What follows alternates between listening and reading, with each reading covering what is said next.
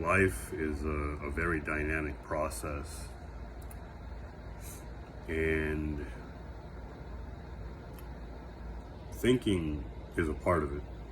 Um, when I say dynamic, I obviously I mean moving, and that encapsulates, for the most part, everything that is outside of thinking.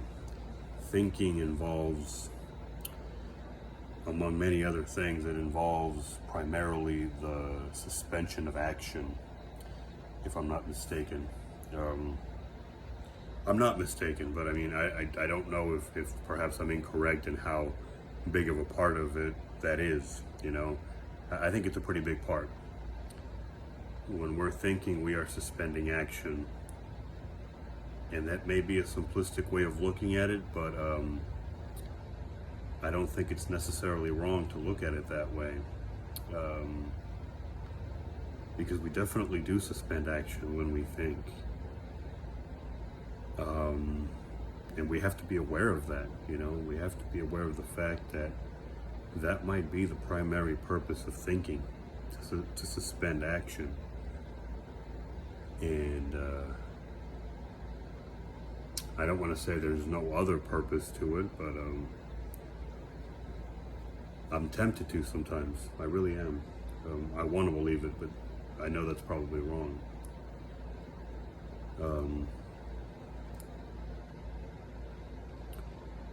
Because, as I said before, thinking can be very harmful if taken too far. And I really do believe that once it has fulfilled that primary purpose of, like I said, suspending action,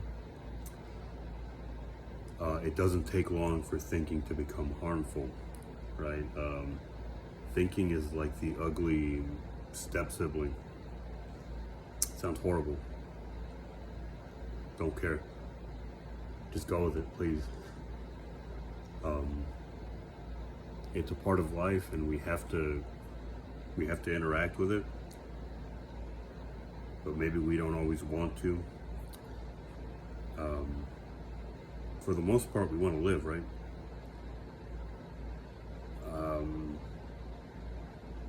And for some people, thinking is something that is overdone. I know that all too well. But on the other extreme are those people who will have nothing to do with it. That's not good either. Is it just as bad? Is it worse? I think it can be. I think it can be both. Sorry, I think it can be worse. So obviously it goes beyond being just as bad.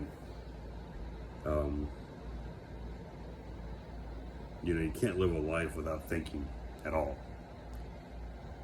But you got to be careful with it. It is in some ways like playing with fire. You must indulge in it. You must take part in it.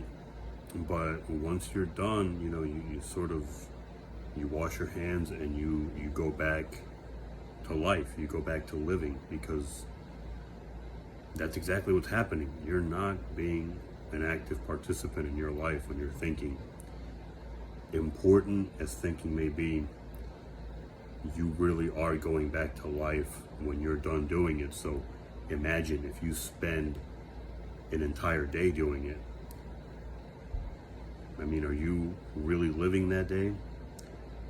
You might argue that you are. Some people might disagree. I think you have to, and let me before I say what I'm gonna say, let me change my train of thought here. Only you can decide how your particular relationship with thinking is going to be, with your thoughts. See, that's the thing, they're your thoughts and yours alone. So you have to, not only do you get to decide what relationship you're going to have with them, you have a responsibility over that choice. And also, it's not just a choice that you make once and then you're done. Life is a process, so that choice can change. But like many things in life, sorry, let me make sure I'm on the right track before I continue. I think I'm good. like many things in life, you have to develop a foundation. You have to develop a particular thinking process. Imperfect as it may be, you have to commit to it. You have to be open to the fact that it may require amendments later on, right? The founding fathers, sorry, the word amendment triggered something, I guess. Not in a bad way. The founding fathers didn't write a document down that was going to stay unchanged, but they also knew that they had to have something, right? I'm an American, by the way. Again, don't read into that. I'm just, if you can't tell by my accent, anybody watching this, the founding fathers of this country, like those of any country, they knew the importance of a structure. I don't want to say a set of rules or a written document. The written document was a piece of paper. And really, in some ways, it was nothing more than that. I don't want to say a set of rules either, because it's not about rules. The founding fathers, they knew they had to provide something, some semblance of a structure, but they also, I'm sure they had some idea of how life works. They knew that circumstances weren't going to stay solidified or frozen indefinitely.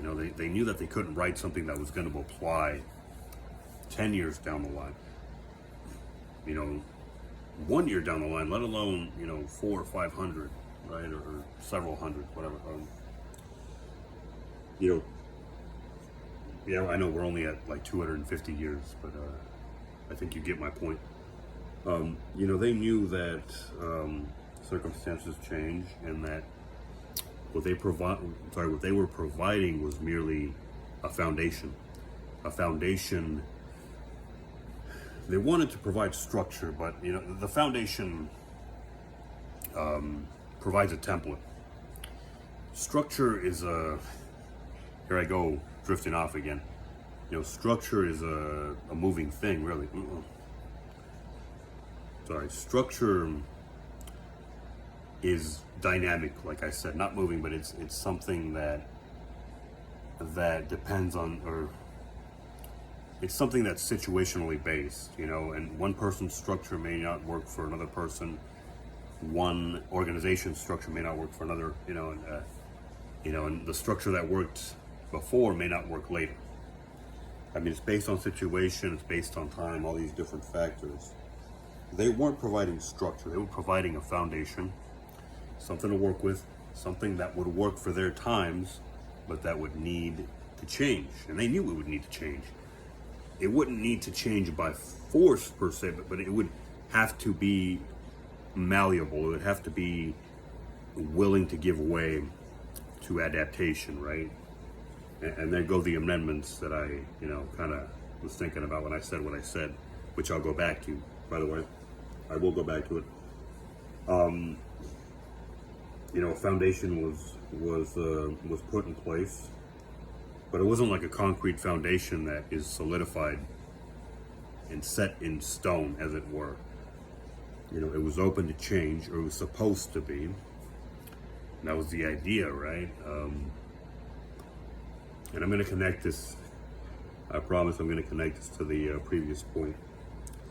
They knew they needed to provide something, right, with this documentation, but they knew that, they knew that something else had to be provided. They knew that they couldn't just sort of create a nation and let it just work itself out. And so let me draw that connection, right? Your relationship with your thoughts. You alone, you get to decide what that is, necessarily, by default. You in fact have a responsibility. Not only is it a freedom, I mean, with every freedom comes a responsibility. You can look at it either way. You can look at it as a burden. You don't have to. You don't want to look at it as a burden, but you also don't want to look at it as a wanton freedom. That's where responsibility comes in. Responsibility can be seen as burdensome, but it also has dimensions of freedom in it. You know, it's like taking these two things, right? You're taking, I don't want to call it a burden, but you're taking something that you see as a burden, and then you're taking this like chaotic freedom and you're putting them together. There's responsibility. It can be looked at in two ways. It can be imprisoning, it can be burdensome. It can also be freeing. You know, responsibility means that you get to decide how something goes. Responsibility also means that you have to decide. You know what I mean? So it's heavy, and yeah, it can be a burden. Well, let's leave it. You know, let's call it that. Sorry, not call it that. Let's leave it at that. Your relationship with your thoughts. Sorry. You know, you have some responsibility there. Sorry, I'm drifting off here. Let me find my way back real quick. Sorry.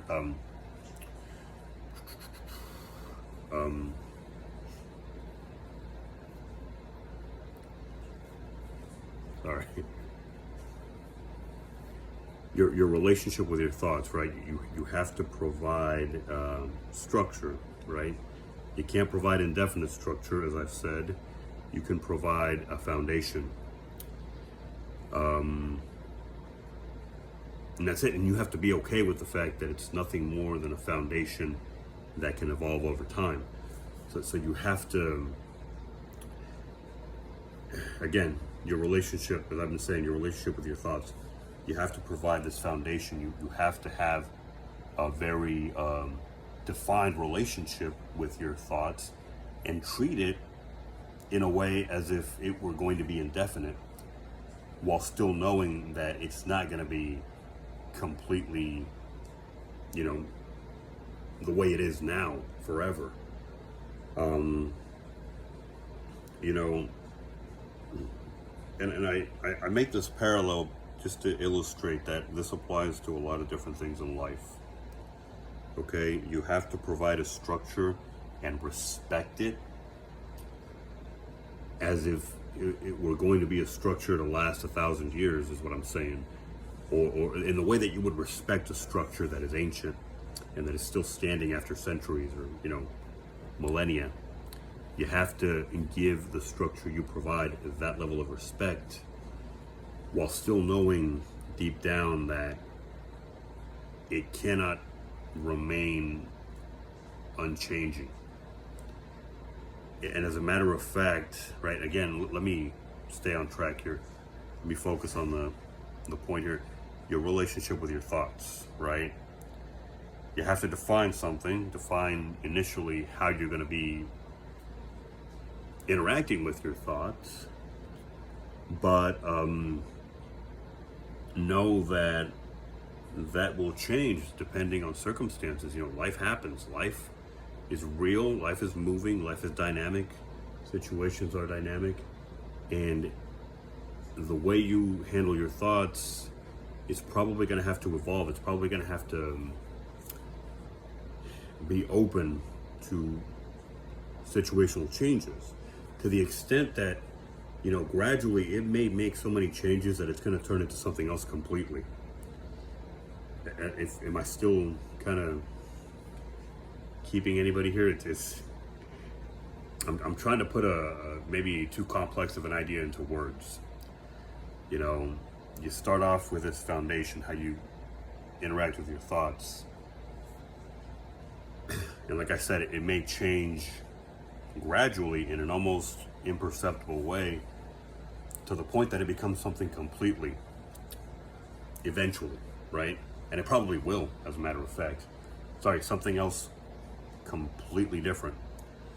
You know, it may change to the extent that it retains none of what it had initially. I mean, I could probably give opinions on that. Maybe it would never go that far. I mean, I suppose some parts of the foundation will always remain, right? now I'm complicating this too much, but some parts of the foundation will always remain. Perhaps if circumstances change enough, even that will be done away with. Right? I don't know if I'm too comfortable with that idea. Point being, okay, you interact with your thoughts in a certain way. You change it over time. But you must always respect.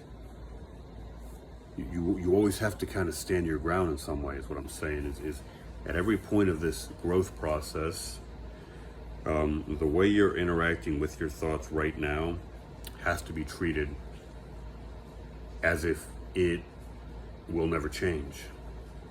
And even as if it has never changed, it has to be treated as a timeless thing. And that's where we struggle. You have to be comfortable with the evolution of something, the growth of something, the changes, the adaptations, but you must respect every step of that journey. And that's difficult. That isn't, you must be very present in order to be able to do that. And I'm gonna leave this at that. I think I've talked for long enough. I may have lost my way along the way. I mean, it's 16 minutes of babbling. Hopefully, most of it made pretty coherent sense. I feel like it did. I didn't feel myself going off track, except for maybe a couple of times there. And I think I found my way back. I don't think I did. I know I did. And yeah, that's that. In conclusion, it really involves the important.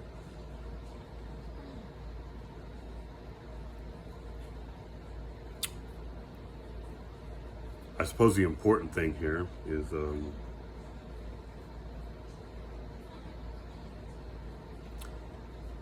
okay. I suppose the important point here is being present. It allows you to respect where things stand, knowing that nothing ever remains the same. It allows you to respect where things stand right now, knowing that they have been different, and more so that they will be different.